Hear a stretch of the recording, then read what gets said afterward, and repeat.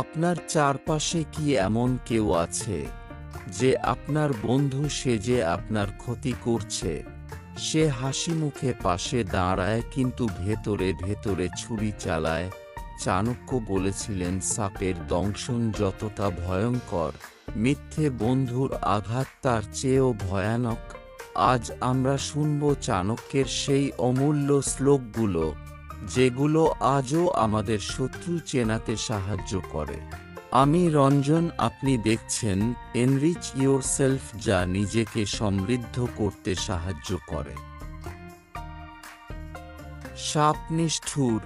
দুষ্ট মানুষও নিষ্ঠুর, কিন্তু দুষ্ট মানুষ সাপের থেকেও ভয়ঙ্কর, কারণ সাপ নির্দিষ্ট সময়ে দংশন করে আর দুষ্ট মানুষ সর্বদাই আঘাত করে।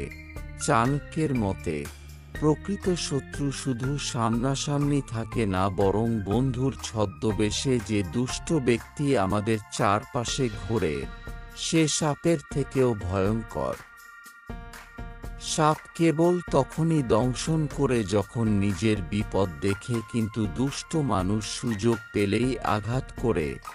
আজকের দিনে আমরা অফিস, ব্যবসা, এমনকি আত্মীয়তার সম্পর্কেও এমন মানুষ দেখা যায় যারা হাসি মুখে পাশে থাকে অথচ পেছন থেকে ক্ষতি করে।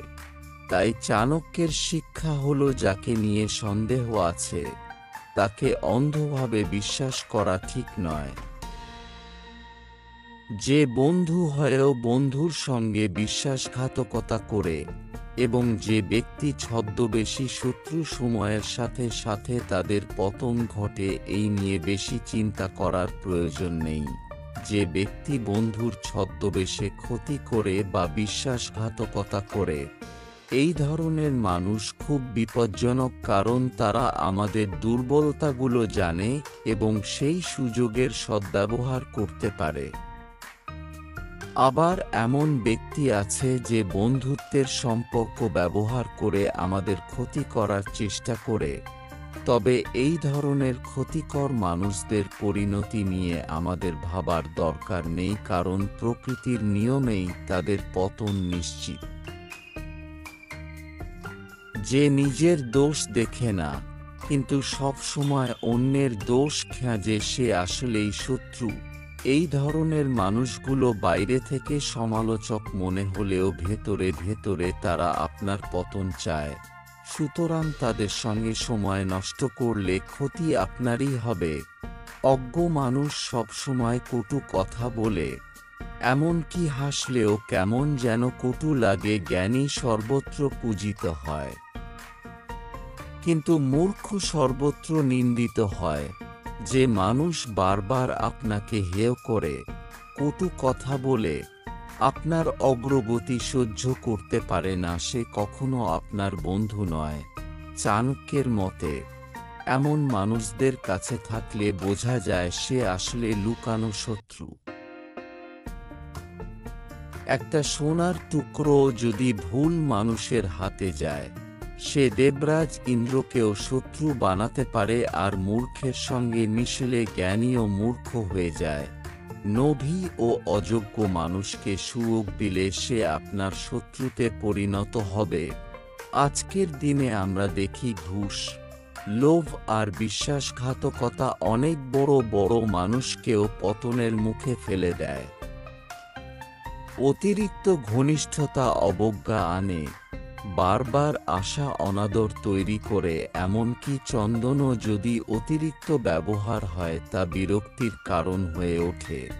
যে ব্যক্তি হঠাৎই খুব ঘনিষ্ঠ হয় বা সর্বদা পাশে লেগে থাকে, তার ভেতর শত্রুতার স্বভাব থাকতে পারে, কারণ অতিরিক্ত ঘনিষ্ঠতা প্রায়ই বিশ্বাসঘাতকতার দিকে নিয়ে যায়। সুতরাং সর্বদা সতর্ক থাকতে হবে। যে বন্ধু সামনে মিষ্টি কথা বলে কিন্তু আড়ালে ক্ষতি করে, তাকে তৎক্ষণাৎ বর্জন করা উচিত। সে ঠিক সেই বিষভরা পাত্রের মতো, যার মুখে দুধ আছে কিন্তু ভিতরে বিষ লুকানো আছে। এই শ্লোক ছলনাময় বন্ধুত্ব থেকে সাবধান থাকার পরামর্শ দেয়। এমন মানুষ যারা সরাসরি মুখোমুখি হয়ে মধুর কথা বলে কিন্তু পেছনে ক্ষতি করার চেষ্টা করে তাদের সম্পর্কে সতর্ক থাকতে বলা হয়েছে। যে পিতা ঋণগ্রস্ত তিনি সন্তানের জন্য শত্রু, যে মাতা চরিত্রহীন তিনি সন্তানের জন্য শত্রু, যে স্ত্রী অতিরিক্ত রূপবতী তিনি স্বামীর জন্য শত্রু, যে সন্তান মূর্খ সে পিতার জন্য শত্রু। চাণক্য বলতে চেয়েছেন, পারিবারিক সম্পর্ক যতই গুরুত্বপূর্ণ হোক না কেন, কিছু পরিস্থিতিতে এগুলো আমাদের জীবনে সমস্যার কারণ হতে পারে। পিতার ঋণ সন্তানের জীবনে অগ্রগতির পথে বাধা দিতে পারে। মায়ের চরিত্রহীনতা সন্তানকে সামাজিকভাবে অবমাননার সম্মুখীন করে।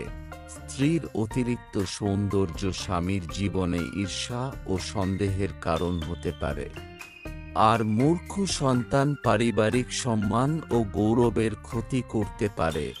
চাণক্যের শ্লোকগুলো আমাদের শেখায়, শত্রু সবসময় বাইরে থেকে আসে না, আমাদের ভেতর থেকেও উঠে আসে। বন্ধু, আত্মীয় বা সহকর্মীর মুখোশে লুকিয়ে থাকা শত্রুকেই আগে চিনতে হবে।